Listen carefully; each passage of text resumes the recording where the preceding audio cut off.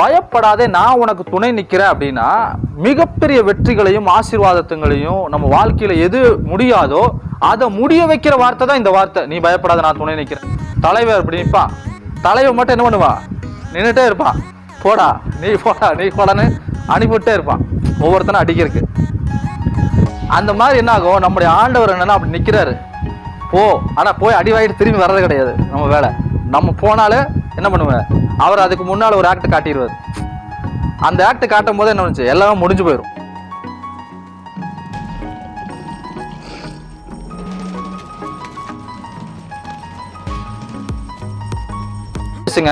யுத்தம் நடந்துட்டு இருக்குது. எப்படி இவன் என்ன சொல்றான், வில்ல நட்டின சாகரங்கிறான், அவன் கூட யுத்தம் பண்ணி சாக மாட்டேங்கிறான். சவுலுடைய நிலைமை பாருங்க. விருத்த சேதனம் இல்லாத அந்த பெலிசங்கையில நான் சாக மாட்டேன்டா, நீ என்ன கொன்னுடா. அவன் சொல்ற பாரு, நீ என்ன கொன்னுறாங்கிறான், இல்லங்கிறான். கடைசியில் நானே கூட என்ன பண்ணான், தற்கொலை பண்ணிட்டான். கடவுள் மேல ஒரு நம்பிக்கை வச்சு எதிர்த்து நின்றதுன்னா என்ன ஆகும், அவனுங்களை கொண்டு இருக்கலாம். ஆனா இவன் என்ன பண்ணா, மிகவும் பயப்பட்டு தன் ஆயுததாரியை நோக்கி நீ என்ன குத்தி கொள்றாங்கிறான், அவன் என்னால முடியாதுங்கிறான். கடைசியில் இவனே தற்கொலை செய்து கொள்கிறான். காரணம் என்ன, மிகவும் பயப்பட்டு நின்ன உடனே. இப்ப நேரம் மோசையோடைய கனெக்ட் எங்க இருக்கு தெரியுமா, அந்த மாதிரி அங்க பின்னால் அவனுக்கு வந்துக்கிறானுங்க, முன்னால செங்கடல். நான் என்ன பண்றது தெரியலன்னு ஆண்டவர்கிட்ட போய் கேட்ட உடனே கோலை நீட்டுப்பான்னு ஆரம்பிச்சு ஆண்டவர் சொன்ன எடுத்து நீட்டிட்டான். இந்த சவுல் ஏதாவது செய்தாரான், ஆண்டவரே அவனுக்கு அங்க வந்துட்டானுங்க, பிள்ளைய கொண்டுட்டானுங்க, என்ன பண்றதுன்னு தெரியல. சரண்டர் ஆயிருந்தான்னு வச்சுங்க, தன்னுடைய சுய சிந்தனையின் மேல் சாராமல். அதான் மேட்ரு. இவன் என்ன சொன்னா, சவுலு இந்த விருத்த சேதனம் இல்லாதவன் கையில நான் மரித்து போகிறது கூடாதுன்னு சொல்லி நீ கொள்ளுங்கிறான். இவன் சொல்றான், விருத்த சேதனம் இல்லாத இவன் என்ன நம்மள அடிக்கிறதா, நான் அவன் அடிப்பண்டா அப்படிங்கிறார்.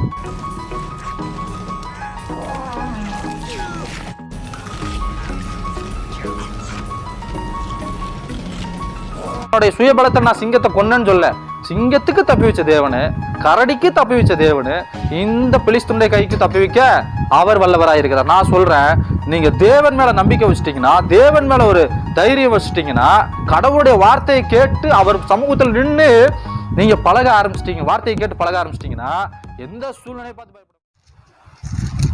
ஏசாயா தீர்க்கதரிசன புஸ்தகம் 41வது அதிகாரம் 10வது வசனத்தை வாசி.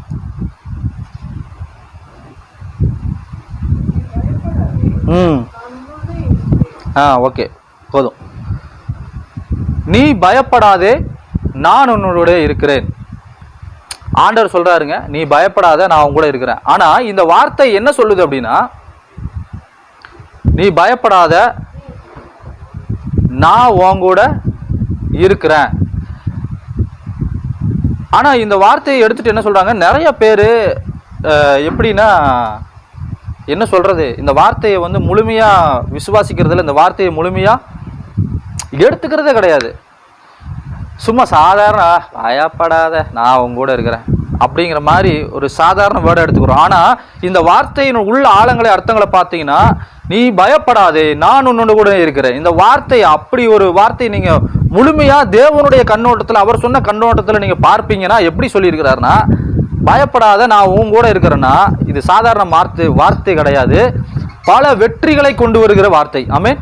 உங்கள் வாழ்க்கையிலே மிகப்பெரிய ஆசீர்வாதங்களை கொண்டு வருகிற வார்த்தை, மிகப்பெரிய வெற்றிகளை கொண்டு வருகிற வார்த்தையா இருக்குது. ஏன்னா இந்த உலகத்துல ஒண்ணுமே இல்லை, ஊருக்குள்ள ஒரு எம்எல்ஏ இருக்கிறான்னு வைங்க, அந்த எம்எல்ஏ கூட நம்ம சும்மா சுத்திட்டு இருக்கிறோம். இப்போ அந்த எம்எல்ஏ பார்த்து சொல்ற, அப்படி பா ஒரு பிரச்சனையும் கிடையாது, ஒரு கலக்கம் நீ படக்கூடாது, உன் கூட நான் இருக்கிறேன், எவ்வளோ இருந்தால் போலீஸ் கேஸ் ஆனாலும் நான் பார்த்துக்கிறேன், நீ தைரியமா போ அப்படின்னா, எம்எல்ஏ வார்த்தையை கேட்டு என்ன பண்ணுவோம், தைரியமா ஊருக்குள்ள சட்டை காலர் இப்படி தூக்கி விட்டு போய் ரோட்ல எல்லாம் நின்றுட்டு பேசிட்டு வருவோம், எம்எல்ஏ நம்ம ஃப்ரெண்டு தான் அப்படின்னு சொல்லி. ஒரு போலீஸ் கேஸ் ஆச்சானாலும் எம்எல்ஏ பேரை சொல்லுவோம். இப்போ எஸ்பி வேலுமணி இருக்காருங்க, எஸ்பி வேலுமணி ஃப்ரெண்டு தாங்க அப்படின்னு சொல்லி என்ன பண்ணுவாங்க, பேரை சொன்னாலே அப்படியா அவர் ஃபோனை, இப்போ எஸ்பி வேலுமணி ஒரு ஃபோனை பண்ணி அந்த ஸ்டேஷனில் வந்து ஃபோனை பண்ணி அவர் கையில் கொடுத்தா அவர் பேசணுன்னு, வேலுமணி பேசுகிறேன் சொல்லுங்கள் சார், சார் நான் பார்த்துக்கிறேன் ஒன்றும் பிரச்சனை இல்லைங்க அப்படின்னு சொல்லுவாங்க.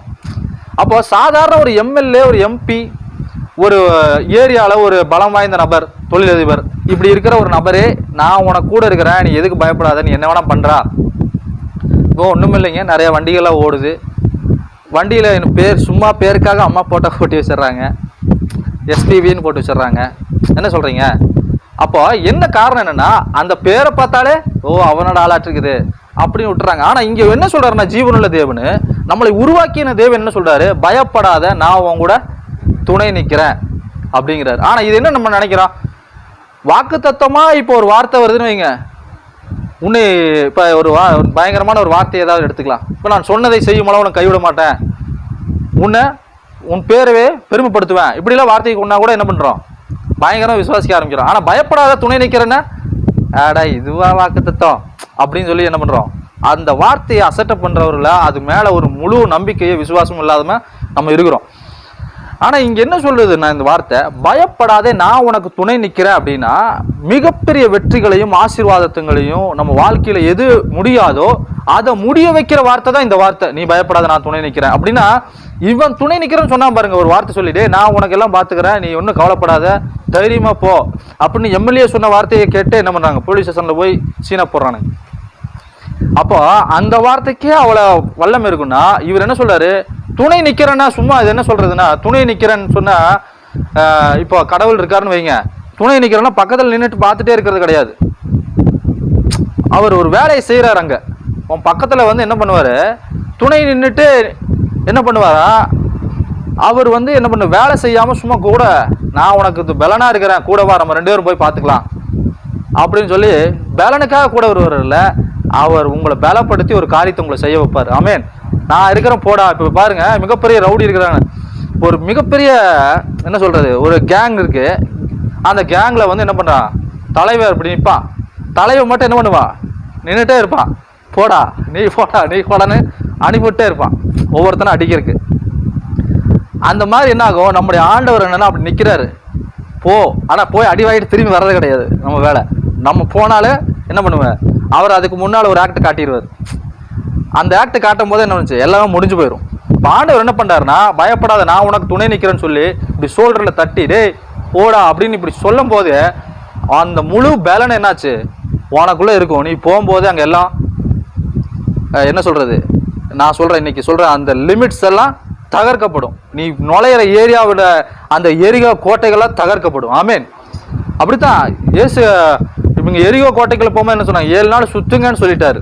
இப்போ யார் அவர்களுக்கு அந்த எரிகோ கோட்டையை உடைச்சது, இவர் என்ன பண்ணாங்க, கடவுளை நம்பி கடவுளை துணை நின்று என்ன பண்ணாங்க, துதிக்க ஆரம்பிச்சாங்க, எரிகோ கோட்டை உடைஞ்சு. நான் சொல்றேன், இந்த வார்த்தையை நம்பி நாம எங்க போனாலும் எரிகோ கோட்டைகள் தகர்க்கப்படும். ஆமேன். செங்கடல்கள் பிளக்கப்படும். ஏன்னா உங்களை பலப்படுத்தி அவர் என்ன சொல்லுது, அந்த வசனம் சொல்லுது பாருங்க, அடுத்த வசனத்தை பாசுங்க. பயப்படாதே நான் உனக்கு துணை நிற்கிறேன், திகையாதே நான் உன் தேவன், நான் உன்னை பலப்படுத்தி உனக்கு சகாயம் செய்வேன். ஆமேன். அப்படின்னு என்ன பண்றாருன்னா, துணை நின்று பலப்படுத்துறாரு, நம்மளை பலப்படுத்துறாரு.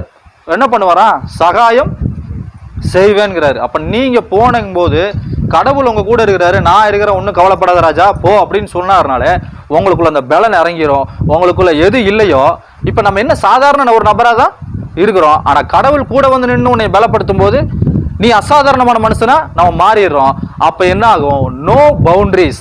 பவுண்டரி எல்லாம் விட அந்த ஜனங்க என்ன சொல்றாங்க, எபுசின் குடிகள், இதுக்குள்ள நீ என்ன வேணா பண்ணிருப்படா, இதுக்குள்ள நீ வர முடியாதுன்னு சொல்றான். ஆனாலும் தாவீது என்ன பண்ணா, சியோன் கோட்டையை பிடிச்சு அது தாவீது நகரம் எனப்பட்டது. நான் சொல்றேன், ஆனாலும் கர்த்தர் உங்க கூட இருக்கிறனால நமக்கு கொடுத்த என்ன பண்றது, நம்ம எல்லைகளை தாண்டி ஒரு காரியத்தை நம்ம செய்வோம். இந்த ஜனங்க பார்வைக்கு அப்பாற்பட்ட, அவருடைய சிந்தனைக்கு அப்பாற்பட்ட அதிசயமான காரியங்கள், அற்புதமான காரியங்களை கர்த்தர் நம்மோடு கூட இருந்து செய்வார். நான் சொல்றேன் இந்த காலை வேளையில. ஆமே. விசுவாசிக்கிறவங்க கரங்களை தட்டி கர்த்தர் நாமத்தை மேம்படுத்துவோம்.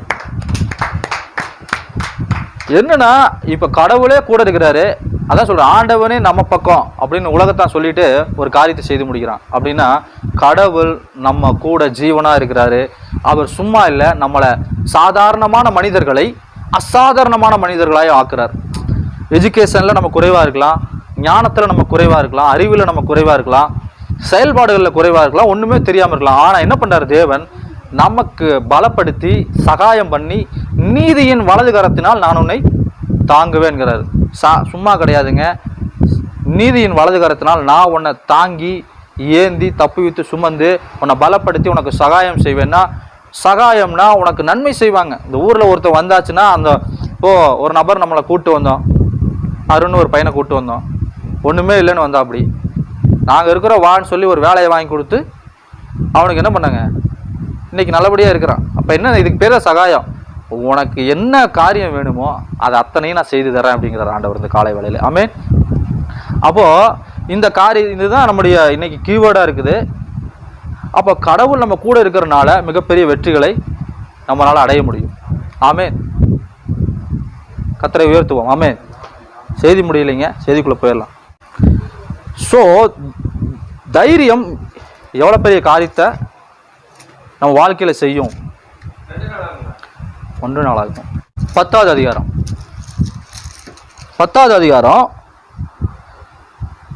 2வது வசனத்திலிருந்து ஒரு வாசிங்களேன். பெலிஸ்தர் சவுலையும் அவன் குமாரனை நெருங்கி தொடர்ந்து சவுலின் குமாரனாக யோனத்தானையும் அமினதாப்பையும் மல்கி கூவாவையும் வெட்டி போட்டார்கள். அடுத்த வசனம் வாசிங்க. சவுலுக்கு விரோதமாய் யுத்தம் வளர்த்தது. வில் வீரர் அவனை கண்டு நெருங்கினார்கள். அப்பொழுது சவுல் வில் வீரருக்கு மிகவும் பயப்பட்டு தன் ஆயுததாரியை நோக்கி, அந்த விருத்த சேதனம் இல்லாதவர்கள் வந்து என்னை அவமானப்படுத்தாதபடிக்கு நீ உன் பட்டயத்தை உருவி என்னை குத்தி போடு என்றான்.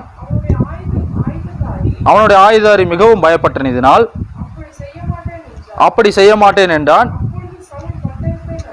அப்பொழுது சவுல் பட்டயத்தை நட்டு அதன் மேல் விழுந்தான். பாருங்க, பயப்படுறதுனால இங்க தோல்வியை சந்திச்சுட்டு இருக்கிறாங்க. ஆமே. என்ன நடக்குதுன்னா, பெலிஸ்தர் வந்து என்ன பண்றாங்க, சவுலையும் அவன் குமாரையை நெருக்கி யோனாத்தாப்பையும் அமினதாப்பையும் அந்த 3 நபர்களை கொண்டு போட்டாங்க. இப்ப வில் வீரர்கள் சவுலை நெருங்கினார்கள் என்று சவுல் என்ன பண்றான், மிகவும் பயப்பட்டு வில் வீரருக்கு பயப்பட்டு தன் ஆயுததாரியை நோக்கி சொல்றான், டே அந்த விருத்த சேதனம் இல்லாத ஜனங்கிட்ட நான் செத்துறக்கூடாது, அதனால நீ என்னை கொண்டு போடு அப்படிங்கிறான். அவன் என்ன பண்றான், நான் கொல்ல மாட்டேன்னு சொன்னோன்னே இவனே ஈட்டிய நிக்க வச்சு அதன் மேல் விழுந்து மரித்தான் வசனம் சொல்லுது. காரணம் என்ன தெரியுங்களா, இவன் என்ன சொல்றான், விருத்த சேதனம் இல்லாத ஜனங்கள் இடத்துல நான் சாக மாட்டேன், நீ என்ன கொன்னுரு, பயப்படுறான். இப்போ சண்டைன்னு வந்துருச்சு, எப்படியும் சாக போறேன்னு தெரிஞ்சு வச்சு இவனுக்கு. இப்போ சண்டை வந்துருச்சுங்க, யுத்தம் நடந்துட்டு இருக்குது. எப்படியும் என்ன சொல்றான், வில்ல நட்டின சாகிறேங்கிறான், அவன் கூட யுத்தம் பண்ணி சாக மாட்டேங்கிறான். சவுளுடைய நிலைமை பாருங்க. விருத்த சேதனம் இல்லாத அந்த பெலிசங்கையில நான் சாக மாட்டேன்டா, நீ என்னை கொன்னுடா. அவன் சொல்ற பாரு, நீ என்னை கொன்னுறாங்கிறா இல்லைங்கிறா. கடைசியில் நானே கூட என்ன பண்ணான், தற்கொலை பண்ணிட்டான். இப்போ சவுலுக்கு என்ன நடந்ததுங்க, தற்கொலை நடந்துருச்சு. ஆனா சாக போற அந்த வில்வீரம் கூட கொஞ்சம் எதிர்த்து நின்றது, கடவுள் மேல ஒரு நம்பிக்கை வச்சு எதிர்த்து நின்றதுன்னா என்ன ஆகும், அவனுங்களை கொண்டு இருக்கலாம். ஆனா இவன் என்ன பண்ணா, மிகவும் பயப்பட்டு தன் ஆயுததாரியை நோக்கி நீ என்னை குத்தி கொள்றாங்கிறான், அவன் என்னால முடியாதுங்கிறான். கடைசியில் இவனே தற்கொலை செய்து கொள்கிறான். காரணம் என்ன, மிகவும் பயப்பட்டு. இது ஒரே ஒரு வார்த்தை தான். இப்போ பிரச்சனையை பார்த்து மிகவும் பயப்பட்டு, டே நீ என்னை கொன்னுரு இல்லைன்னா நானே தற்கொலை செய்வேங்கிற மாதிரி செஞ்சுட்டான். ஆட எதிர்த்து நின்று அடிச்சிருந்தீங்கன்னா, எதிர்த்து நின்று வசனம் என்ன சொல்லுது, பிசாசின் தந்திரங்களுக்கு நீங்கள் எதிர்த்து நில்லுங்கள், ஒண்ணுமே கிடையாது, அப்பொழுது அவன் ஓடி போவான். இவன் சவுல மிகப்பெரிய ஆளு. சவுளை பார்த்து 5 நிமிடம் நிறைய பேர் இருக்கிறாங்க. பயங்கர ஹைட் அண்ட் வெயிட்டா ஆள் ஜம்முன்னு இருப்பானாமா சவுலு. அப்படிப்பட்ட ஆளு எதிர்த்து நின்றுந்தான்னு வைங்களேன், அவனுக்கு வில்வீரன்லாம் ஓடி இருப்பானுங்க. ஏன்னா எதிர்த்து நிற்கும் போது நீ அந்த என்ன சொல்றது, மோசையை வந்து செங்கடல் முன்னால் நிற்காம திரும்பி ஓட்டிருந்தான்னு வைங்க, அங்கேயே பிடிச்சி கொண்டு ஓட்டிருப்பானுங்க. என்ன சொல்றீங்க? இப்ப அவனுக்கு ஒரே ஒரு கனெக்ட் என்னன்னா, மோசே செங்கடல் முன்னால போய் நின்றுட்டான். நின்ன உடனே இப்ப நேரம் மோசையோடைய கனெக்ட் எங்க இருக்கு தெரியுமா, அந்த அங்க பின்னால் அவனுக்கு வந்துக்கிறானுங்க, முன்னால செங்கடல். நான் என்ன பண்றதுன்னு தெரியலன்னு ஆண்டவர்கிட்ட போய் கேட்ட உடனே கோலை நீட்டுப்பான்னு ஆரம்பிச்சு ஆண்டவர் சொன்ன எடுத்து நீட்டிட்டான். இந்த சவுல் ஏதாவது செய்தாரான், ஆண்டவரே அவனுக்கு அங்க வந்துட்டானுங்க, பிள்ளைய கொண்டுட்டானுங்க, என்ன பண்றதுன்னு தெரியல, சரண்டர் ஆயிருந்தான்னு வச்சுங்க. தன்னுடைய சுய சிந்தனையின் மேல் சாராமல், அதான் மேட்ரு. சுயமா ஒரு சிந்தனை எடுத்துட்டு ஆகாது சரி நான் போறேன், இனி ஒன்றும் நடக்காதுன்னு சொல்லி சுயமா வராம அங்க ஒரு கேள்வி கேட்க வேண்டிய நிலை இருக்குது. மோசையை வந்து என்ன பண்ணானா, ஒவ்வொரு நேரமும் சூழ்நிலை வரும்போது என்ன பண்றானாமா, ஐயோ தண்ணி கேட்கறானுங்க. நாங்களாம் எகிப்தில் வனாந்தரத்தில் நாங்கள் எகிப்தில் இருக்கும்போது என்ன சும்மாவா இருந்தோம், எல்லாம் நல்லா தானே இருந்தோம், இங்கே கூப்பிட்டு வந்து வனாந்தரத்தில் தண்ணி இல்லாமல் எங்களை இது பண்ணணும்னா என்ன பண்ணாரு, எல்லாரும் மோசைக்கு விரோதமாக முறுமுறுக்க ஆரம்பிச்சோன்னு மோசை என்ன பண்ணிட்டாரு, நேராக ஆண்டவரே என்னப்பா அப்படின்னோடனே, போடா கண்மலையின் மேலே போ, போய் அடி என்ன, நான் அதுக்கு முன்னால் அங்கே நிற்கிறேன் அப்படிங்கிறாரு. மோசே என்ன பண்ணான்னா, சூழ்நிலைகள் வரும்போது கடவுள் முன்னாடி போய் நின்று அவர்கிட்ட ஒரு ஆலோசனையை கேட்டு செயல்படுறாரு. தேவன் சூப்பர் ஆலோசனை சொல்லி அற்புதங்களை செய்தார். எகிப்திலிருந்து வரும்போது என்ன நடந்துச்சா, அற்புத அடையாளங்கள், கிரகிக்க முடியாத நிலையில காரியங்களை தேவன் செய்துட்டு வர்றார். அப்படிப்பட்ட தேவன் என்ன இங்க சவுல் பாருங்க, தேவன் தான் அந்த ராஜாவை என்ன பண்ணாருங்க, ஜனங்கள்லாம் கேட்டதுனால ராஜாவை தெரிஞ்சடிச்சிட்டாரு. அப்ப அவனுக்கு தேவையான பலத்தையும் ஒண்ணுமே கொடுக்காம விட்டுருவாரா? என்னன்னா சவுலுக்கு என்ன பெரிய டிராபேக்னா, கடவுள்கிட்ட ஒரு ஆலோசனையை கேட்கறதே கிடையாது. யாராவது ஏதாவது சொன்னா என்ன பண்றது, டகால்னு வந்துடுறது. அந்த மாதிரி அவன் வந்துட்டான், எல்லாம் வில்வீரர்கள்லாம் வந்துட்டானு நம்மளை கொண்டு ஓடுவானுங்க அப்படிங்கிற நம்பிக்கை. சவுல் கடவுளிடத்துல ஆலோசனையை கேட்கறதில்ல, கடவுள் முன்னாடி சமூகத்துல போய் நிக்கிறதே கிடையாது. அப்ப என்னாச்சு, அவன் மிகவும் பயப்பட்டு தன் ஆயுததாரியை நோக்கி என்ன கொல்லுங்கிறான். அவன் கொல்ல மாட்டேங்கிறான். இப்ப வில்ல ஈட்டியை குத்தி செத்து நாண்டுகிட்டு செத்தான்னு எழுதியிருக்குது. காரணம் என்னன்னா பயம். சவுலுக்கு ஆரம்ப காலகட்டத்துல இருந்து பயம். ஆமேன். இதே ஒரு ஆள் சவுலுக்கு அடுத்த ராஜா இருக்கிறார் வருங்க, தாவீது. அவர் என்ன பண்ணாரு தெரியுமா? என்னன்னா தாவீது தற்செயலாக என்ன பண்றாங்க, சவுலுக்கு விரோதமா பெலிஸ்த படைகள் நின்றுட்டு இருக்குது. ராஜா நிக்கிறான் தலைவனா, பின்னால பராக்கிரமசாலி எல்லாம் நிக்கிறாங்க. 40 நாளா கோலியாத் சதாய்ச்சிட்டே இருக்கிறான், வாங்கடா சண்டைக்கு, எங்க டோட்டலா நம்ம அடிச்சுக்க வேணாம், பாகுபலி மாதிரி அடிச்சுக்க வேணாம், சிங்கிள் மோதிக்கலாம், உங்க இதுல எவனா சிங்கிள் மோதிர கால் இருந்தா அனுப்பிடுங்கிறாங்கிறான். ஒருத்தனையுமே அனுப்பல. சவுலோ ராஜாவா இருக்கிறான், அவனும் போகல. அங்க வசனத்தை எடுங்க, அந்த வசனத்தை 1 சாமுவேல், அது ஒரு சின்ன மேட்டர் பார்த்துருவோம். 17வது அதிகாரம் 17 தானே.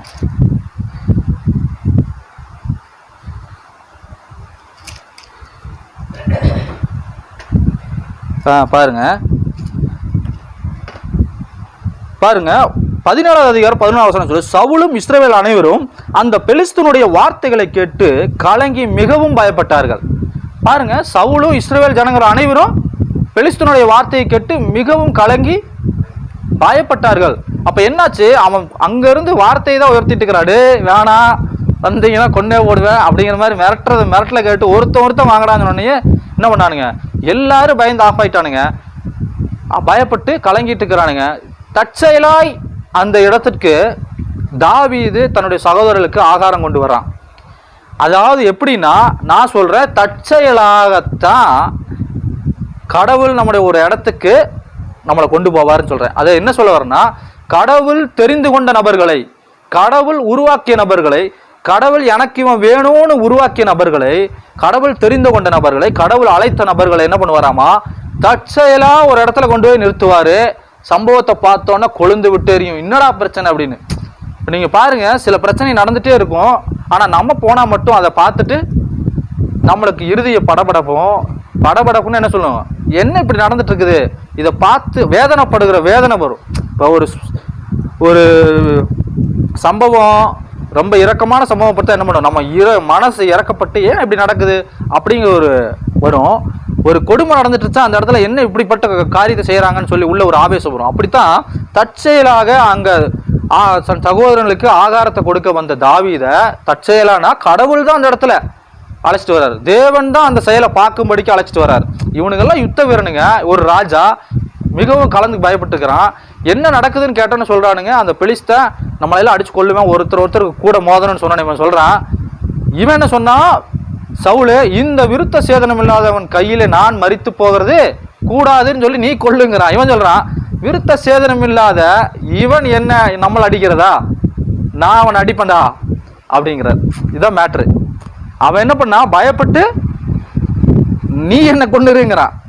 அவன் பண்றதை பார்த்து நீ என்ன கொண்டுறா, இல்லை நானா செத்துறேன்னு சொல்லி சவுல் செத்துட்டான். இவன் என்ன சொல்றான், டேய் அந்த விருத்த சேதனம் இல்லாத ஜனம் நம்மளை அடிக்கிறதா, நான் அவனை அடிப்பேன்னு சொல்லி உன்னை கழுகுகளுக்கும் என்னப்பா அந்த வசனத்தை வாசிங்களேன், காகங்களுக்குமா பாருங்க, அந்த சொல்றேன் பாருங்க, அந்த சிங்கத்தையும் அந்த கரடியும் உம்முடைய அடியனை நான் கொன்றேன், விருத்த சேதனம் இல்லாத அந்த பெலிஸ்தனும் இவைகளில் ஒன்றை போல இருப்பான், அவன் ஜீவனுள்ள தேவனுடைய சேனைகளை நிந்தித்தானே. பின்பு தாவீது என்னை சிங்கங்களின் கைக்கும் கரடியின் கைக்கும் தப்புவித்த தேவன் இந்த பெலிஸ்தனுடைய கைக்கும் தப்பிப்பார். இங்க என்ன நடந்துருச்சுன்னா, சவுல் என்ன பண்ணிட்டாங்க, கடவுளையே சீன்ல கொண்டு வர மாட்டேங்கிறான் சவுல். அங்க ஒரு தயவு கொடுங்க ஆண்டவரே, நம்ம சிம்சோன் கூட ஒரு தயவு கேட்டான், ஆண்டவரே இந்த ஒரு முறை என்னை பலப்படுத்துங்க, ஒரு முறை என்னை பலப்படுத்துங்க, இவனை அடிச்சு கொண்டுட்டு நானும் செத்துறேன்னு சொல்லி செத்து போயிட்டான். ஆனா சவுலு ஒரு நாட்டுடைய ராஜா, இஸ்ரவேலில் ராஜாவா இருக்கிற மனுஷன், அவனுக்கு பாருங்க அவனுடைய பயம், வாழ்க்கை முழுவது பயம், எந்த காரியத்தை செய்ய போனாலும் பயம் பயம் பயம் பயம். ஆரம்பத்திலேயே பார்த்தீங்களா, சவுலும் இஸ்ரவேல் அனைவரும் அவனுடைய கோலியாத்தோட பேச்சை பார்த்து கலங்கி மிகவும் பயப்பட்டு பிரச்சனையில் போய் சிக்கிட்டானுங்க. ஆனா என்னாச்சு, அப்போ ஒரு மனுஷனுடைய வாழ்க்கையில பயம் எவ்வளவு ஆளுகை செய்கிறது. பயம் என்கிறது ஒரு ஆவி, தைரியம் என்கிறது ஒரு ஆவி. வசனம் என்ன சொல்லுது, நான் உங்களுக்கு பயமுள்ள ஆவியை கொடாமல் பலனுள்ள ஆவியை கொடுத்திருக்கிறேன்னு வசனம் சொல்லுதா. அப்படின்னா பயம்ங்கிறது ஒரு ஸ்பிரிட்டு, அது நம்மளை ஜெயிக்கவே விடாது, நம்மளை தோக்கடிக்கும். சவுல் எப்படி தோத்து போனது காரணம் பயம். ஆனா தாவீது ஜெயிச்சதுக்கு காரணம் அவனுடைய நம்பிக்கை தேவன், அவனுடைய தைரியம் தேவன். என்ன சொல்றாருன்னா, இந்த சிங்கங்களின் வாய்க்கும் கரடிக்கு வாய்க்கு தப்பி வச்ச தேவன் இந்த பெலிஸ்தன் கைக்கு தப்பி வைக்க என் தேவன் வல்லவனா இருக்கிறார் அப்படின்ட்டார். அப்படின்னா என்னாச்சு, தேவன் மேல முழு நம்பிக்கை வச்சுட்டாரு. இதே சிங்கத்துக்கே தப்பி வச்ச தேவனு அன்னைக்கு அவனை சொல்றான், அவனுடைய சுயபலத்தை நான் சிங்கத்தை கொன்னேன்னு சொல்ல, சிங்கத்துக்கு தப்பி வச்ச தேவனு, கரடிக்கு தப்பி வச்ச தேவனு இந்த பெலிஸ்தனுடைய கைக்கு தப்பி வைக்க அவர் வல்லவராயிருக்கிறார். நான் சொல்றேன், நீங்க தேவன் மேல நம்பிக்கை வச்சுட்டீங்கன்னா, தேவன் மேல ஒரு தைரியம் வச்சுட்டீங்கன்னா, கடவுளுடைய வார்த்தையை கேட்டு அவர் சமூகத்தில் நின்று நீங்க பழக ஆரம்பிச்சிட்டீங்க, வார்த்தையை கேட்டு பழக ஆரம்பிச்சிட்டீங்கன்னா எந்த சூழ்நிலையை பார்த்து பயப்பட மாட்டீங்க. என்ன சொல்லுவீங்களா, இதுவைகளை செய்த தேவன் இதையும் செய்ய வல்லவராயிருக்கிறார்.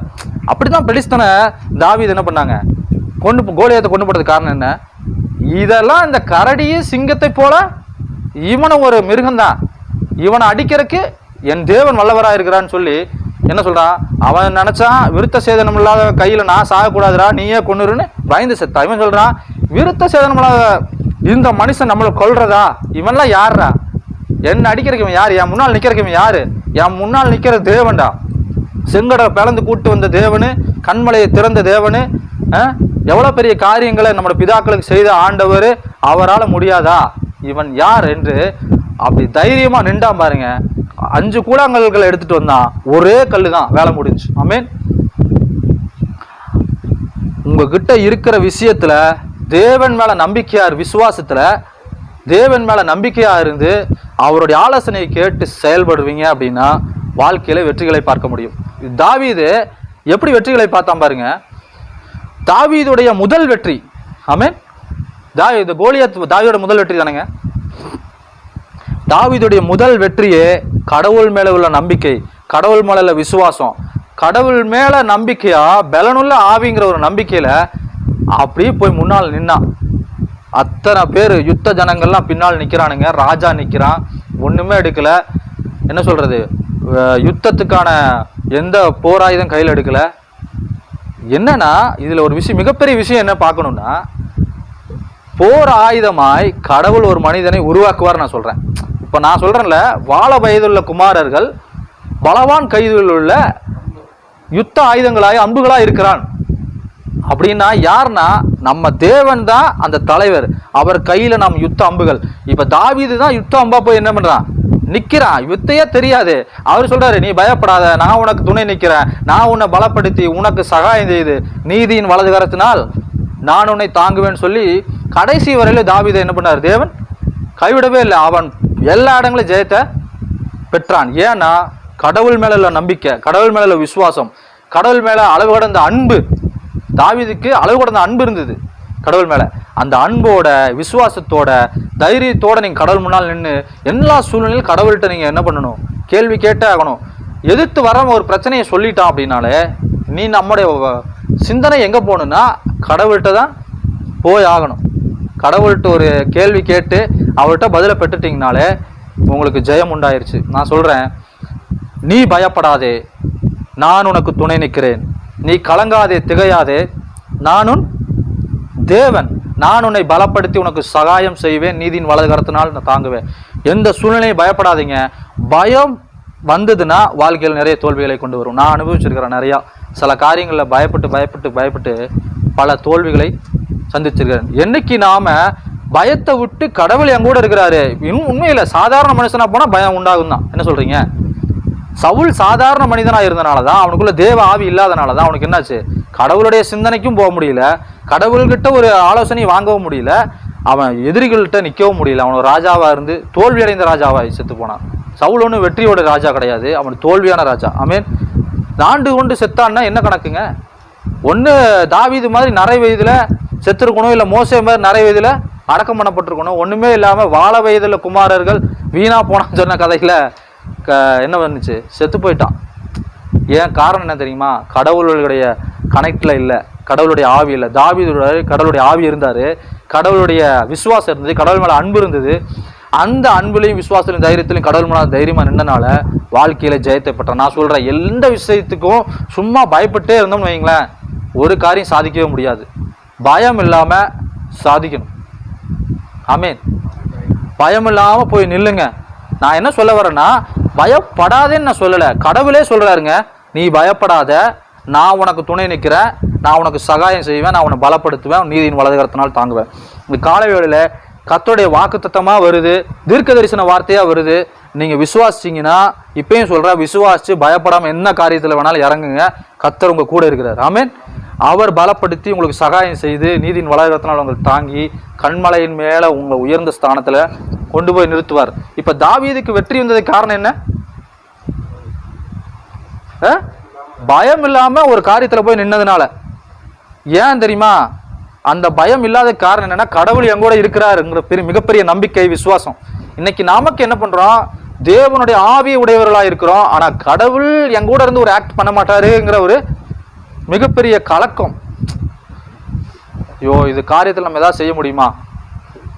ஆண்டவர், நம்ம சொல்றோம் ஆண்டவர் என் கூட இருக்கிறாருன்னு, ஆனா பல சூழ்நிலையில என்ன பண்ணிடுறோம், நம்ம மறந்து என்ன பண்ணிடுறோம், கடவுள் என் கூட இருக்கிறாருங்கிறது மறந்து, விசுவாசத்தையும் மறந்து, அவர்கிட்டையும் இந்த ஒரு கான்டாக்டை கேட்காம பயப்பட்டு பல சரிவுகளை நம்ம சந்திச்சிருக்கிறோம். ஆனா கடவுள் என் கூட இருக்கிறாரு. அவர் என்னுடைய வசனம் என்ன சொல்லுதுன்னா, என்னுடைய ஆடுகள் என் சத்தத்தை கேட்கும் தானே சொல்லுது. வசனம் என்ன சொல்லுது? என் ஆடுகள் என் சத்தத்தை கேட்கும். அப்படின்னா என்னன்னா, ஏன் ஆடா இருந்தா என் சத்தத்தை கேட்கும். எவ்வளவு பேர் விசுவாசிக்கிறீங்க நான் கர்த்தருடைய ஆடுன்னு? அல்லேலூயா. நம்புறீங்களா நான் கர்த்தருடைய ஆடுன்னு? கர்த்தருடைய ஆடா இருந்தீங்கன்னா நீங்க அவர் சத்தத்தை கேட்பீங்க, கேட்டே ஆகுவீங்க. அவருடைய சத்தத்துக்கு உங்கள் செவிகள் திறந்திருக்கும். ஆமென். ஏன்னா தாவீதுக்கு கர்த்தருடைய சத்தம் கேட்குது இல்ல, மோசேக்கு கர்த்தருடைய சத்தம் கேட்குது இல்ல, அவனோட கர்த்தருடைய ஆடு தானே. தேவனுடைய சத்தத்தை கேட்கிறோம். நான் சொல்றேன், கைப்பனா இருக்கிறாரு, உங்களுக்கு ஒன்றும் நடக்காது. அவர் சத்தத்தை கேட்டு அவர் சித்தத்தை நல்லபடியா செய்யுங்க. பயப்படாதீங்க. அதாவது பயப்படாதேங்கிறது மேட்டர் கிடையாது, நான் கூட நிக்கிறேங்கிறது தான் மேட்ரு. நான் கூட இருக்கிறேன், உன்னை பலப்படுத்துவேங்கிறத நீங்க எடுத்துக்கங்க. நீங்க தைரியமா போய் நில்லுங்க. யோர்தான் முன்னால் நின்னா பொழக்கும், செங்கடல் முன்னால் நின்னாலும் பொழக்கும். காரியங்களை கர்த்தர் கைகூட வர செய்வார், வாய்க்க செய்வார். சவுல் பயப்பட்டு மிகவும் கலங்கி தன் ஆயுததாரியை நோக்கி, நீ குத்துறா, நான் அவன் குத்தல, இப்ப அவனே வில்ல நட்டி வச்சு செத்து போயிட்டான். ஆனா தாவீது இவன் இந்த விருத்த சேதனம் இல்லாதவன் கையில நாம சாகிறதான்னு சொல்லி கடவுளை நம்பிக்கையா விசுவாசமா வச்சு, சிங்கங்களின் வாய்க்கும் கரடிகளுக்கு வாய் தப்பித்த தேவன் இவன் கைக்கு தப்பி வைப்பாருன்னு சொல்லி அவன் அங்க பயப்படாம நின்னனால மிகப்பெரிய வெற்றியை கொடுத்தாரு. இப்ப என்ன, இந்த ஃபர்ஸ்ட் ஒரு லீடு கொடுத்தோம் பாத்தீங்களா, அந்த லீடு தான் இந்த செய்திக்கு அடையாளம். நீங்க இந்த பவுண்டரி எல்லாம் தாண்டி போவீங்க, இந்த லிமிட்ஸ் எல்லாம் தாண்டி போவீங்க.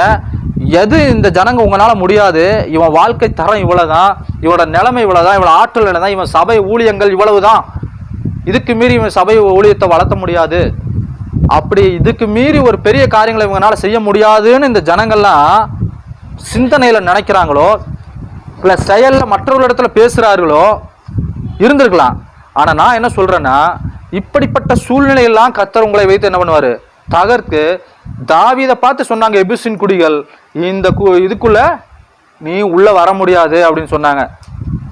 ஆனா தாவீது என்ன பண்ணா, ஆனாலும் தாவீது சீயோன் கோட்டையை பிடித்து, அது தாவீதின் நகரம் எனப்பட்டது. நான் இந்த செய்தியின் முடிவில் சொல்றேன், நீங்க எங்க போறீங்களோ உங்க பேரை வச்சு அந்த தேசம், அந்த ஊரு, அந்த காரியங்கள் அடையாளம் காட்டும் பண்ணும்படிக்கு ஒரு காரியத்துல கடவுள் உங்களை நடத்துவார். ஆமென்.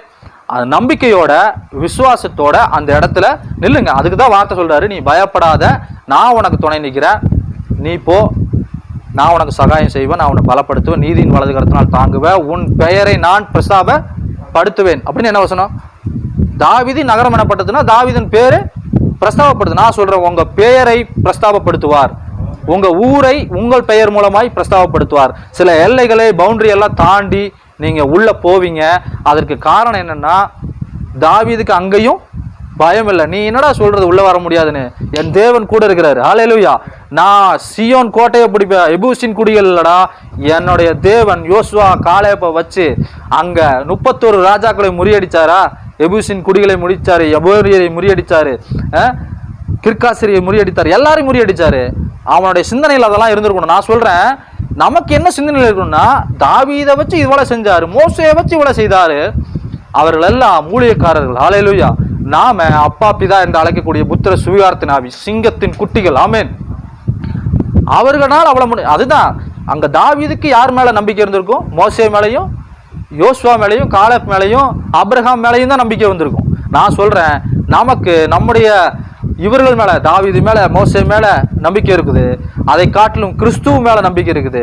அப்போஸ்தலர் பேதுரு மேல நம்பிக்கை இருக்குது, பவுல் மேல நம்பிக்கை இருக்குது. நம்முடைய முற்பிதாக்களையும் தேவன் நம்முடைய மூத்த சகோதரர்களை வைத்து என்ன செய்து முடித்தாரோ அதை நம்மளால செய்ய முடியும். கிறிஸ்து என்ன சொல்றாரு? என்னை விசுவாசிக்கிறவன் நான் செய்யறதை செய்வான், என்னிலும் அதிகமாய் செய்வான்னு சொல்லிட்டார். அப்படின்னா நீங்க கடவுளுடைய பிள்ளைங்க, நாமெல்லாம் கடவுளுடைய பிள்ளைகள். அப்படிப்பட்ட காரியத்தை நிச்சயமா செய்வார், ஜெயத்தை கொடுப்பார். மோசேக்கு செய்ததை அப்ப என்ன சொல்லணும்னா, இந்த நம்பிக்கையோடு தாவீதுக்கு ஒரு நம்பிக்கை இருந்துச்சு அந்த முற்பிதாக்கள் மேல. அவர்களெல்லாம் முறியடிச்ச தேவன் எங்கூட இருக்கிறார்.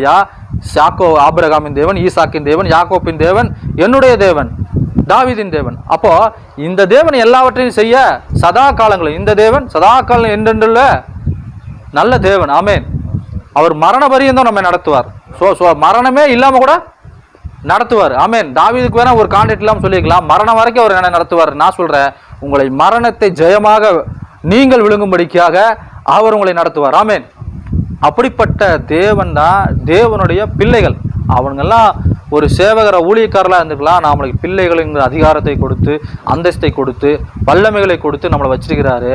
அதை நம்ம புரிஞ்சு கொண்டு பயப்படாமல் இருந்தோன்னா, நான் சொல்கிறேன், இந்த வெற்றிகளை எல்லாம் நம்ம பார்ப்போம். நான் சொல்கிறேன், கடவுள் நமக்கு துணை, பயப்படாமல் இல்லை, துணையாக இருக்கிறதுனால நீங்கள் எல்லைகளை கடந்து போவீர்கள். இந்த ஜனங்கள் உங்களை குறித்த நினைவுகளை நீங்கள் அடித்து உடைத்து ஒரு மிகப்பெரிய காரியங்களையும் எப்படி இந்த அளவுக்கு உயர்த்தப்பட்டான்கிற ஒரு ஆச்சரியமும் யோசனையும் அவங்களுக்குள்ள வர்ற அளவுக்கு கடவுள் உங்களை வைத்து செய்வார் என்று இந்த காலையில் உங்களை சொல்லிட்டு உங்களை வாழ்த்தி ஆசீர்வதிக்கிறேன். கர்த்தர் தாமே உங்களை ஒருவரை ஆசீர்வதிப்பாராக. எழுந்து